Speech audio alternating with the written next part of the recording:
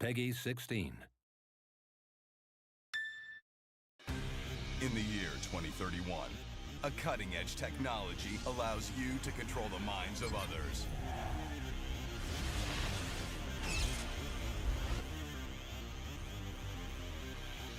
So here's something about me. I used to collect bad video games. At some point during the Xbox 360 era, I decided I was either going to collect every game physically released for the system, or just all the worst ones. I can't really remember these days. Either way, the collection was never finished, and my room is full of little green plastic rectangles with horrors in them. I thought the universe was the main draw. The rich universe. I picked up a lot of the important ones. You ever play Mind Jack? So are you Legendary? Mind Jack? Vampire Rain? Yes, I am. Eat Lead? The Return of Matt Hazard? Like me, or I guess we'll find out. I've played all of See what these. happens. I didn't just buy them. It is a wonderful I'd try and knowledge play through them with data on the links. hardest difficulty if You see available. this? Oh, you can't The see end it. of Matt fucking Hazard you. is Oh, you're- bullshit. Oh, that's me. Yeah, that's me. You're Ghost Why I Rider. did Will o' the this? Wisp. I'd never really be able to explain. But I can pick who if I we're can being be, so- objective, I you're did do it. mind-jacking them. Oh. Yes. There you go. Okay, How's it neat. going? What up, friend? So now it's double trouble for these ne'er-do-wells. now, Why do you normally I'd know in advance what I was getting into, at least a little bit. I'd research what were the worst possible games in advance and seek them out specifically Okay. in bagging bins for no more than £5. World War II shooter Hour of Victory was a surprise, and one of the worst games I've ever experienced.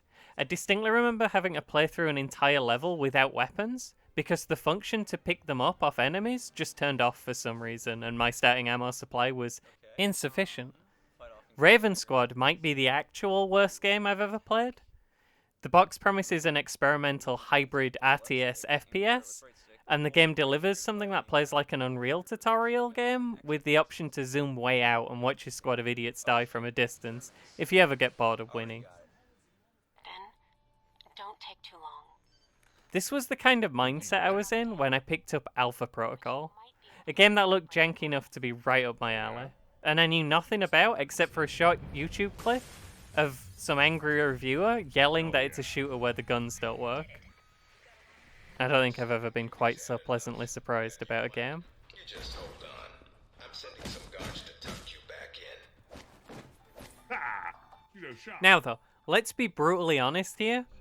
The opening missions in Saudi Arabia, they're pretty trash. Try not to alert Some the people camp. don't like If this you do, game. we may lose our chance to find Sheik. Alpha Protocol introduces itself with a brief tutorial and then a series of very normal, standard third-person shooter missions, which are very much not what the game does well. Depending on your playstyle, Alpha Protocol will indeed appear to you as a shooter where the guns don't work, or as a stealth game with no usable sneaking mechanics, despite the spy theming. There's a brief boss fight against an armored car, and then you get your first choice. Do you do a shoot on the arms dealer man you were here to kill? Or do you just not bother doing that? You'd be mistaken at this point for thinking there was a normal video game morality system at play. Is this a good or evil Michael run? Paragon Mike or Renegade Mike? You would thankfully be dead wrong. After Saudi Arabia, the rest of the missions unfold before you, and you may slowly come to realize the possibility space you inhabit within the game. First, you have us a plane ride. Michael Thornton, the player character, is your worst uncle, and a weirdo. And other than that, a blank slate. Have our beard. When interacting with other characters, he has 3 different personas he can switch between at will. A boring man, a psychopath, or a deranged sex offender who thinks he's James fucking Bond. Why not? Secret agent. Right. On the one hand, around 75% of all options make Mike say something that will make you cringe so hard you'll bite your bottom jaw off. And the only way the game communicates to you what he's going to say in advance is through the medium of a single word. I mean, you know, Generally, totally the professional, truth. I know aggressive, I or expected. suave. She expected. These are not sufficient. On the other, there's no bonus for doubling down on any single option, and most characters react to one favourably and one negatively, allowing you to tactically appease some characters and annoy others as you see fit. which will in the short term give you perks and mission handler bonuses, friendship and animosity, each having different but equally powerful bonuses with each member of the cast, and in the long term these decisions will have knock-on effects into the broader story. These are all for you to choose though. You're not Paragon or Renegade, you're just Mike. You're definitely an intelligence agent, and by extension an awful human, so if the game was keeping track of your morality, the gauge would be stuck fast at pure evil. But you get to decide what kind of horrible person you are, and have a lot of options for doing it. I think it's normal to not feel like you're really making the kind of big choices you would in like a Mass Effect, for example. But that's because you're actually making a constant series of minor decisions which steer your destiny.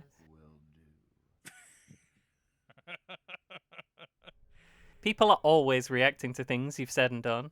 It just feels so natural that you tend to miss it. Alpha Protocol isn't here to show off and boast about it, it's just here to let you take the reins and be the bad uncle of your horrible dreams. Now this is dry cleaning solution. Active ingredient is perchloroethylene. Gets stains out like a champ. Like a champ win, believe you me. There's a suite of distinct weirdos to talk to. A notable standout being former top CIA operative, if you believe everything you hear, and current weirdo Nolan North, Stephen Heck. An open, functioning psychopath that a sufficiently angry Mike can really get along with, seen here threatening to make a man eat a bleach. Everyone you meet, though, is probably markedly less straightforward than this scene, having several distinct intel dossiers about them that can be found either within missions or purchased off the black market, and each having a secret fact that may be trickier to get a hold of and can be missed outright in any given run. Many characters can be a friend, an enemy, a boss fight, or a mission handler, depending on your choices. Some can be all of the above. I swear one run I had, the only people left alive out of the whole main cast at the end were Steve and Mike, boating off gleefully into the sunset. Not Steve, obviously, it's Steven. Nonetheless, the thought still hit me as the credits rolled. I wonder if I could go back again and do everything even worse. My secret identity and everything I know, that's what. Listen, did you know that in the 1960s, the CIA surgically jammed a mic and antenna into a cat for an op codenamed Acoustic Kitty? Fun fact, for some definitions of fun, that's actually true. The cat was hit by a car before it could be tested.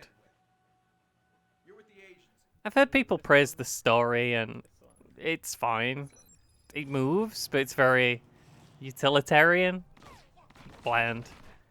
It's the choices you're making and the people you're making them on that are actually worthy of praise, in my book. I like that you can do the missions in any order, and what order you do the missions in will itself make a few little differences on the story. That's lovely. What this game does that no other game does, though, and admittedly there's a reason no other game does this, and it's because it's a bad idea to do this, is the sheer scope of possibility. I think the biggest success of this game is how drastically different one run can be from another, and the biggest failing is the fact that someone can play through it in like 10-ish hours, very short in comparison to its contemporaries, and never touch it again, never even realizing the depth of experience that existed. You kinda have to play Alpha Protocol at least twice to get the full experience out of it. I mean, you don't have to. I'm not here to tell you how to play with toys. But if you reach the end and think you might have a second round in you, I'd say you'd be pleasantly surprised how much changes, as long as you don't just pick all the same options again like a weirdo. By the time the credits roll, you'll probably have gotten a different ending, had the game taken into account a whole bunch of funny little things you hadn't even realised were choices, and probably have learned the intricacies of a new set of weird weapons. Which brings me right back to where we started. This angry man getting peeved about his pistol being broken. Irate Joseph over here. Let's discuss. All of the stuff in Alpha Protocol does, in fact, kind of work. Well, at least the weapons do. I can't say too much about the gadgets because across like 6 or 7 runs, I always forget they exist. And I might be tempted to say that the stealth, in fact, does not work. Ever. No matter how hard you try. Point for Joe, I guess. The weapons all function, just maybe not how you'd expect from a normal shooter.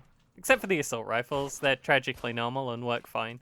The SMGs gain a damage multiplier for successive hits, allowing the damage to ramp up the harder you pour it on.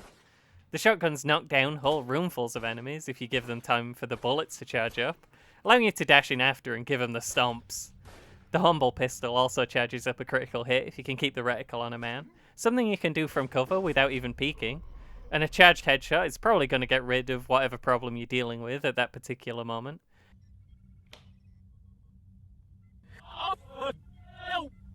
The range and accuracy are abysmal when not charged, but they make up for that by having the best special move in the game. A Sam Fisher-style Mac can execute that one-shots regular enemies and takes chunks out of bosses. Can even do both at once in the same move. Mr. Joe, if you're watching this show, which I'm sure you are, and you're still wondering 15 years later exactly how you failed to defeat this gentleman, you need to walk over a little closer, is your problem. Or use your special move. Though after the second guy comes wiggling on by, you probably want to focus on him first. You can't really blame someone for not knowing that, but if you played the game for a while, you should probably work this out.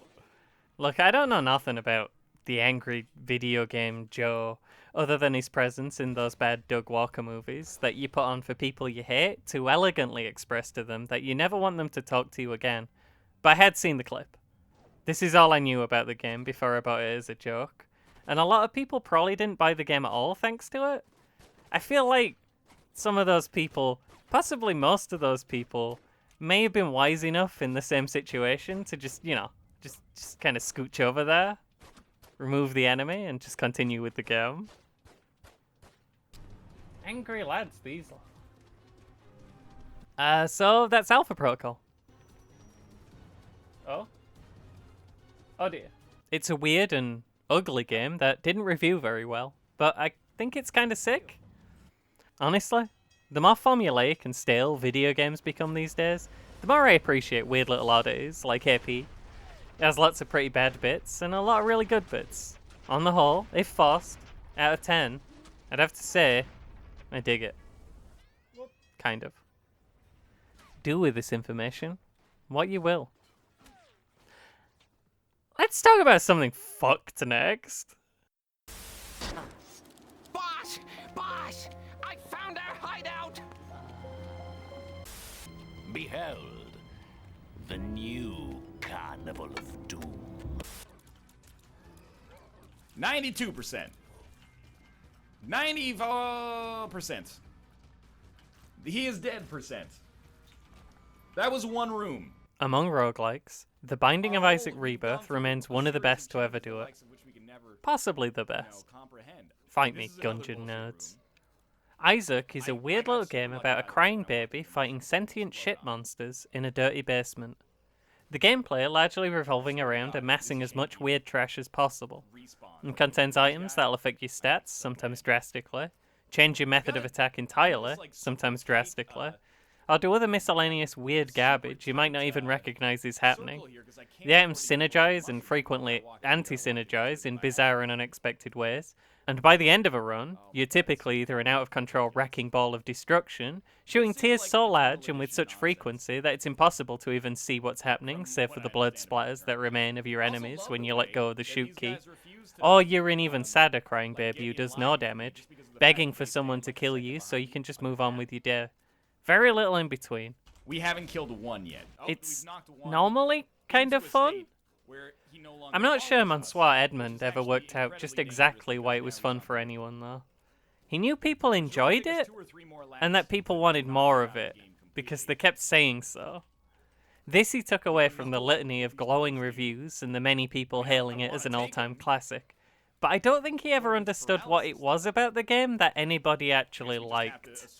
That meant when more Isaac was announced in the form of its first DLC, Afterbirth, lots of people were extremely excited.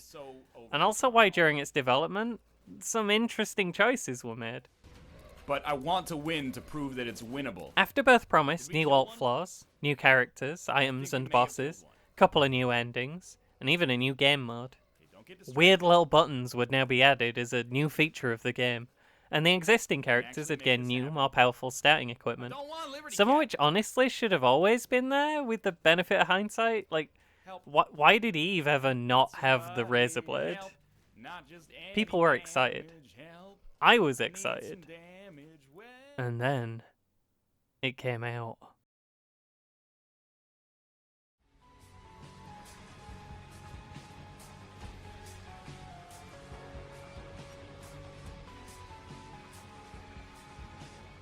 just in time for Halloween, The Binding of Isaac Rebirth has received a new batch of DLC. Pressing one of Afterbirth's fancy new buttons would cause some dice to roll in the background, and depending on the result, produce one of a variety of effects.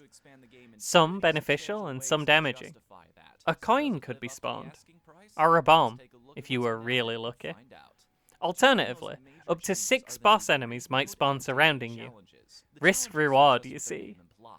It's a little thing, as after a couple of runs, who's ever going to press one of these buttons ever again? But I think it's emblematic of the design philosophy Ed had adopted. All risk, no reward. A much worse time should be had by all. But the star of the show is Greed Mode. The new mode, Greed Mode, was a terrible, boring mess you had to play forever to unlock the new worst character in the game.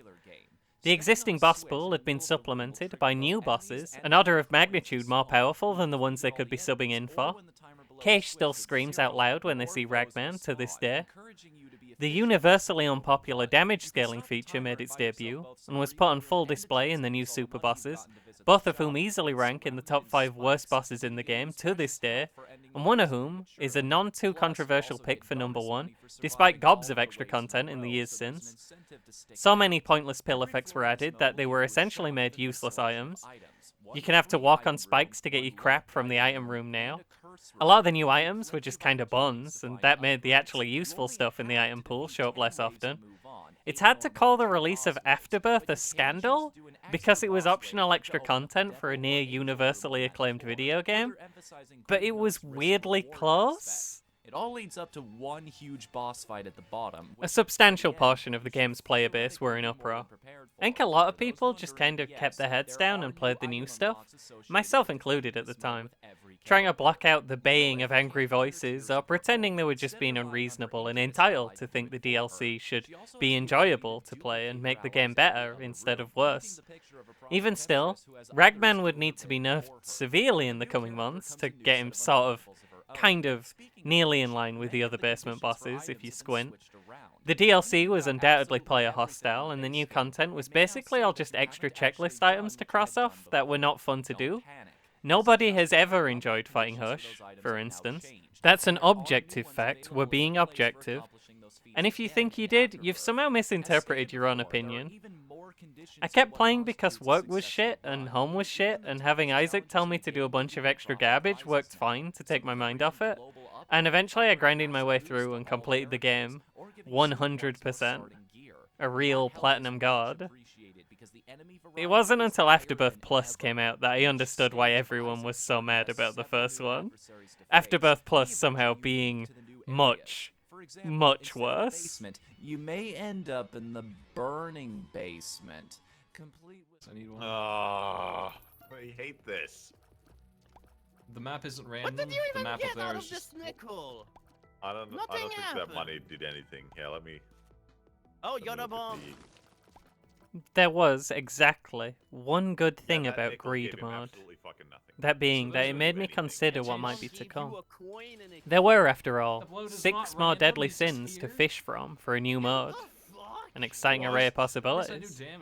Afterbirth Plus instead added Greedier Mode, a harder variant of the existing boring and terrible Greed Mode exactly 0 people were clamoring for, with a new bad last boss you had to fight after the existing one. In fact, 6 new bosses would be added, and all of them would be completely, unrepentantly awful. Rag Mega spends 80% of their time invulnerable. Bighorn on release was an unreasonably dense wall of hit points, though these days he's now broadly in line with the rest of the cast. The Matriarch boss fight, to this day, does not function properly, and if you get through without it at least playing the victory music early, you are an exception and not the rule. And the release day Sisters Viz was probably one of the hardest bosses in the entire game, despite showing up as early as Depths 1, and would be guaranteed to end all but the most unreasonably busted runs. Ultra Greedier showed up after an existing terrible boss fight and projected huge amounts of nebulous explosion hitboxes into the world. And Delirium is probably the worst boss fight ever in any video game. That is offensive. Right, let's do this. Once you get through that extra long, terrible floor, a place that you can only be guaranteed access to if you go through the previous worst boss in the game, Hush, you'll be greeted with a barely functioning boss fight, or boss fight adjacent event, depending on, I mean, what the fuck would you even call this? I could not tell you if this run is going to be a win or a loss. I guess there's a health bar? Does that make it a boss fight if there's a health bar? This fight has never been adequately patched, even in current versions, and honestly needs a total ground-up rework to even be identifiable as a boss fight. On top of this, even more new pill effects were added. There were more than enough already, and the new ones were also useless trash, to the point where it's now highly possible that in any given run, all 9 randomly picked pill effects won't do anything. And a ton of wildly mid items were added to the roster, to the point where just getting a HP up at the end of a floor was more than you were expecting. Basically guaranteeing that the majority of runs were just gonna be a boring slug. So, I got what people have been saying then. I ran in Isaac circles back in the day, and of all the other players I knew, about half of them jumped ship at Afterbirth, and the rest, to a man, all gave up at the release of AFTERBIRTH Plus, myself included. Until the most recent DLC, if I ever heard about the game, it was because of that one mod by the people who worked on the new DLC. That was apparently really good. I didn't play that either. I think prolific video game Edmund, has historically made a series of extremely fun video games by complete accident, and has never really worked out what people want from him. He makes games for himself and his own tastes first, and the things he likes seem to be dying a lot and having a miserable time doing so. When people start asking for more, all he can think of is to make the game harder and worse. I don't know what the lesson from all this is, other than it's hard being a video game dev. Be nice to Ed, folks. He's just a little guy. Random pickups is insane. Yeah, the good point is that you can't die on your tedious adventure. Oh boy. That's absolutely true. My God. Suicide King. Hey shit. No way. Still there. Bobby, go. Veteran of the last war. Ah! Ah! Ah! I hate these aliens. The Aquatoid is an ancient and evil species of funny little green man, existing since long before the time of regular pink man, but buried away at the darkest depths of the ocean. They're closely related to the sectoids you might recognize from modern XCOM, and from the earlier -com title UFO Defense, although these are a race of enslaved alien invaders from outside of Earth, making the Aquatoid's presence here just a big weird coincidence, I guess. Or UFO Defense was an intergalactic family visit. Technically, sectoids go back as far as 1988's Laser Squad, a title that predates me, where they feature in an antagonistic role as a species of sentient aliens, and though there's no real similarity in design, they only had about 5 pixels to work with, so I don't know. Yeah, they are coming for us, aren't they? I'm trying to get as many guys into position as I can. Enemy spotted. Okay. Sectoids are wibbly little fellas, weak physically but backed up by psionic power, up to and including the infamous mind control. Aquatoids, on the other hand, are completely and totally different in every way. Weak physically, sure, but backed up by completely different powers up to and including molecular control, which still abbreviates to the same thing for the stats menu, but has no similarities whatsoever. Okay, that's not a good start to that at all. XCOM Terror from the Deep, TFTD for short, is a whole incident in and of itself. The legend goes that the first game had a glitch that would default your game to beginner difficulty upon loading a save, though that only existed in the absolute earliest floppy disk versions. After playing the telephone game, the feedback that got back to the devs was flatly that the game was too easy. In fact, the original had developed a reputation for ruthless lethality, Though in hindsight, while the game is brutally difficult and unforgiving from the perspective of any single XCOM rookie, it's not too tough a game. Just one with a high body count of player-controlled entities. TFTD, though, is fucking wild. Being harder on beginner difficulty than the previous game on Superhuman. None of that matters right now, because it's not specifically about AQUATOIDS. I guess. You go on the second floor, please. Stay there. And we'll see. Yeah, this is more like our XCOM. A lot of UFO defense was recycled for TFTD, sprites among them. AQUATOIDS, insectoids, recolored green, and serve much the same purpose as early game fodder enemies with tougher than average terror missions due to MC support. As far as TFTD goes, AQUATOID missions are extremely doable, as they're weak enough to be vulnerable to attack from even the basic harpoon weapons, and not particularly good at anything. Strictly going off relevance to the broader gaming landscape, AQUATOIDs fall far below the notoriety threshold to be in a video like this, a basic enemy in a niche game you didn't play. This is my video though, and I wanted to use them to illustrate a broader point about what we're even doing here exactly. Oh no. Let me take a minute of your time to tell you what this project even is. Totally outnumbering us. So AQUATOIDs are basically just sectoids with webbed hands and feet and funny little balls on their heads. Vanilla sectoids being entirely lacking in funny balls. It's not a huge change, but it was enough for a young spruce who was immediately captivated by these silly little guys. I used to draw these fuckers on everything. Charging with weird and intricate sci-fi blasters into my maths book, where they'd quickly be annotated in angry red pen by a teacher who was fairly sure that AQUATOIDs and maths. I remember a prolonged argument taking place over several days where I almost had to buy a new high school year planner because my old one had been reviewed and had been found to have too many aliens in it. AQUATOIDs are an iconic design, not to history and not to gamers at large, but to me, personally. That was a good hint. How do you not die as an AQUATOID from a grenade launcher? Listen, I'm an unreliable source in general. At any given time, if I'm not telling you about Final Fantasy V, I probably don't actually know what I'm talking about. And even then, I get things muddled around more than I should. I'm not notably enlightened about video games or their development. I'm not notably good at them either.